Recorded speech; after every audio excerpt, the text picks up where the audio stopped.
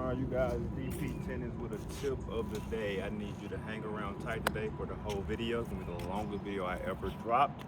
I'm gonna give you a lot of breakdown into everything, including strategies, certain tips, insiders to me, in ways you can work with me online or in person, or really just grab the links to any type in the bio.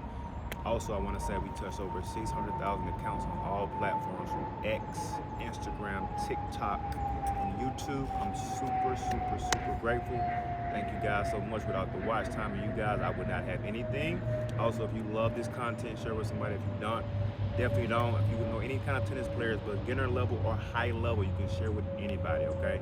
I'll be very appreciative. Let's get right into it when it comes to some strategy, okay? So, you typically have a good side or a bad side, or a weapon or a more neutral side. Regardless of the side, your weapon, let's talk about a forehand, because it's super common and simple, as in most people use their forehand as offense.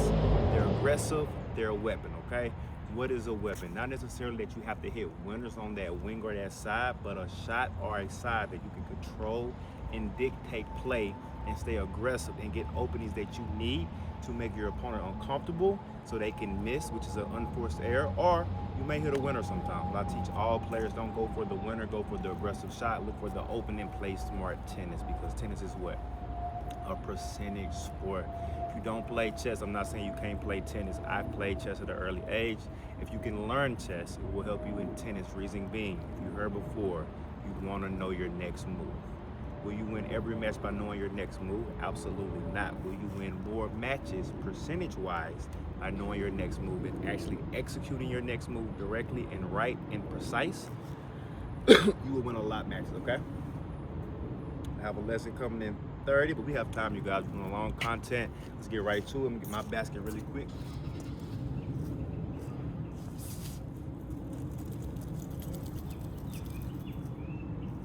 All right, something simple. Let's say we have that forehand, we can go deep. We're battling. I don't have a player over there really going back and forth with me, but we love forehands typically, and if it's my weapon on that strong side, let's say I'm going to that rally, back and forth, deep. At certain levels, maybe 3 balls, you may hit a ball that's heavy, they may break down, take you wide, miss that shot, you won that point. At a more strategic level, where somebody's hitting just like you, you're both on groove, and you're all pattern going back and forth, cross court, you have different ideas. If you get the short ball or a slower ball, I'm not saying you have to go down the line, but changing the direction can be a good move. If you get short and dictate that play, it may be okay to move forward, good margin, and take that ball to make them move to a side they're not as comfortable on. But you have to really go into depth, guys, and we can go into a strategy level so deep, so professional, and I can take you through it, but it takes too much time to talk. So link is in the bio for the add-on. You can get me for a year as a coach to help you win more matches, increase your UTR, increase your USTA ranking. The link in the bio is for everything, okay? But back to that simple pattern. Short ball, slower ball, I can change direction. It may not make you win the point, but it can go hit a backhand that comes short. You can move forward, look for the approach shot, and take a shot on that range. But the ball I want to talk about that gets overlooked a lot, and depending on where you're up in the play, you can try this shot on your own discretion. Like I said, we're going through that cross court, they're finding the groove. They can move okay, but they can't move great. You can sometimes find that short angle to bring them short in the court and take them off of the court, but you have to make sure they're already pretty deep, because if they run up, they're looking back primarily for the short angle or maybe the down the line shot. So a ball that's short angle here, kind of moving the opponent. Now you can kind of move up in the court and see, close it, and take the open court. Once again, you just want to get them off of their balance. If they're not a great mover, maybe a short ball in to throw the balance off, cause an unforced error. If they're great movers, it may not change anything. So it's all who you're playing for one. But I think we think always, let's move them side to side. Let's hit open court. That is so the old traditional way. You have to really study and break down, like I have myself for the last 10 years, to create strategies that can have you honestly on the offensive side every time, or majority, which is percentage. You can look at the big 3, Novak, Rafa, Fed. How did they play tennis? It's about the angles, it's about opening the court, and every opponent is different, so you cannot play everyone the exact same. You can have the same strategy, but you can't go at the same weaknesses, you can't go at the same tendencies. The player is 6'5", the player is 5'10", you can play them different. If a player is 6'5" and a player is 5'10", their strike zone is in 2 different spots. It's not a guess, it's a fact, okay? So, if you have things of that nature, you have to understand just, okay, a strike zone is different. I have to play into that at the highest level. At the lower level, you can still play into it, and it may work better, but I know it's hard. It's easier to understand it at a higher level, and as you're gradually going, you still want to grasp things, but you don't want to overload yourself. You may think, Coach, I came and walk up there, hit a ball, cross court. How can I think pattern? You're right. When you start learning more and more shots, now you can add more patterns to your play, but it's all a progression, okay? So depending on what level you are in, let's say you're a 2'5", want to become a 4'5", contact me online. We can start working on that today, okay? And the whole point, the goal is to level up as you go, progress incrementally, and have the confidence that you're doing it, and most importantly, you want to have fun. I get it, it doesn't have to be fun, but fun keeps you in it. The competitive side, my athletes, we always have the competitive edge, but if you're not having fun at all, you're not gonna want to do it for a long time, especially if you're not getting paid, okay? So you want to have fun, you want to have purpose, but yes, I love competitors. Yes, I love having fun. So it's a good mixture of both, okay? All right, so once again, let's say you have that 5'10" player. Quick tip. I'm going big, but I'm going super heavy so the ball can jump up out of their strike zone. The short player's hitting balls like this, or if he's more advanced, he may move up, take it early, but how much can he do it? How much, if I'm moving him around, can he do it? I'm gonna play with things like that, but I know a 5'10" player, high ball, out of the strike zone can give me some leverage to get that short ball that I want. 6'5", what am I doing? Even players like they can strike balls as flat and low, but still I'm gonna give him some low strike zone at his feet. He's 6'5", I want you to bend down and get out of that strike zone. Other than that, I wouldn't slice typically forehand side, more backhand, but I may throw one in, slice it, stay low, jam the body. Your body is longer, so guess what? You have a longer wingspan. Balls in you may give me that jam, and may give me that short or slow ball I want to take offense. The low ball will make you what? Bend down, and once again, if you're lazy or got any kind of knee problems, it will not be an easy shot for you. I think that's strategic intent because it's that strategic, and once again, we can go 2-5 level, we can go ATP tour. I can take you both levels with the knowledge I have, okay guys? So, once again, taller player, get them lower, body some, even on the serve, jam them, strike zone. Their body is long. When it comes to the short player, the higher ball, moving them if they got a two-hand backhand. Why move them if they have a two-hand backhand? Why move them? Because they have to stretch and hit it. Can you hit your most efficient shot when you're stretched out? No. You want to be balanced, stable, and have a clean strike zone, okay guys? So that's very, very key. Other things, like I just said, the serve. If you're shorter, that out wide stretch, you're like this because you're not as tall. The taller guy may take one step, now it's his strike zone, boom. Big shot. If it's his weapon, even worse. So all of these things have to come into play when you're playing. And once again, if you're at a lower level and just want to learn more fundamentals, my link is in the bio for the ebook. You can get a lesson with me online or in person. We can fix that immediately, okay? Or I have a 5-lesson course that will get you started without any coach. You do not need a coach to get started and learn tennis. No coach needed. Link in my bio. All right? So guys, also when it comes to content, do you guys want longer than 10 minutes? Or do you want 8 to 10 minutes? Either or works. I'm doing content every day. There's no other coach dropping content every day with this much knowledge every day. I wouldn't even say this much time every day because I make my own time and I'm super flexible and I'm blessed for that.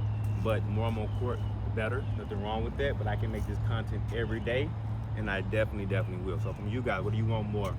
Day in the life coaching, more tips, on court lessons, 10 minutes or longer, or 8 to 10 sweet spot. The shorts will always keep coming. If you have any ideas about the shorts and things you want me to do with the short videos, also let me know. I will look into it. I will get into that. We can do it. When it comes to also, I see a lot. So bonus tip. I know you see players from the bat, you get curious. The left hand comes off when the ball bounces on my side, but really it also stays more parallel. Why does it stay more parallel? To keep my unit turn intact, so when I strike the ball, I can go through that ball. When I open up too much here, I'm using my arms, I can sometimes still make it, but I only had this going and my arm was straight out. A lot of clients do this. Watch the majority of the pros and how they keep their arm intact to keep that core, to keep their unit turn, and also to keep the stability. Once again, Now, opening the chest so much on the forehand and just swatting, that is the wrong thing. And if the coaches are letting you do that, it's okay, but that's the wrong thing, coach, and that's the wrong thing, player. Please fix it, coach, or player, tell them to fix it or get a new coach, whatever you want to do. But I just want you to be better. This is free. I don't get paid for this. Watch it, share it, subscribe it. I love that, okay? I also want to check where we're at. I might got one more tip for you. Oh, we're at 10, guys. We're at 10. So, 10 minutes in. I want to help somebody also. I know I'm far deep. This is more advanced. How do I work on the drop shot? There's two things to work on the drop shot. One, if I'm only down and I go here, I can never really make that drop shot happen. Why? Because I have no opening in the face. You want to carve under the ball to add the backspin, but you want to open the face to get the height you need to cross the net for the drop shot. A generic drop shot will be something like that, okay?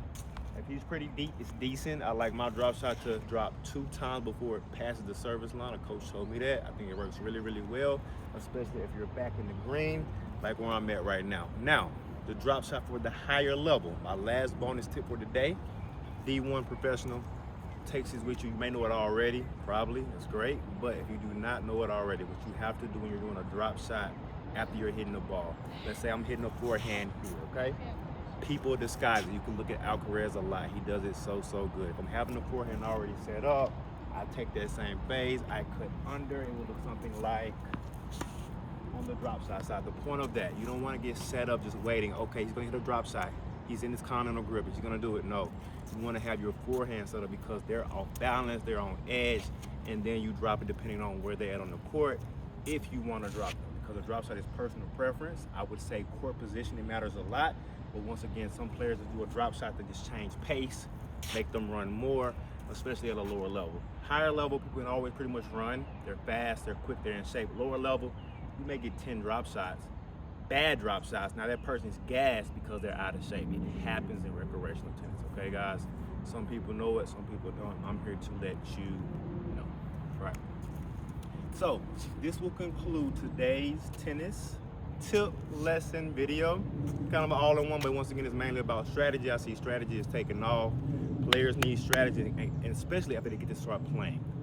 And a lot of coaches kind of skip over strategy. And I wouldn't even say skip over, but you have to have an idea that in an hour lesson, only so much can happen. If you want more, maybe a 2-hour lesson, an hour and 30 minutes, or more of just a phone call lesson, or a strategic lesson. Clients, let your coaches know in which way you want to be coached, and coaches have your plan together so they can feel they don't need it if they don't need it, okay? But always feel like you can ask a question like, hey coach, let's work more on this. Hey coach, let's work more on this. If they cannot help you, there's nothing wrong with that, but I would seek extra help or come to a conclusion of, is this benefiting me?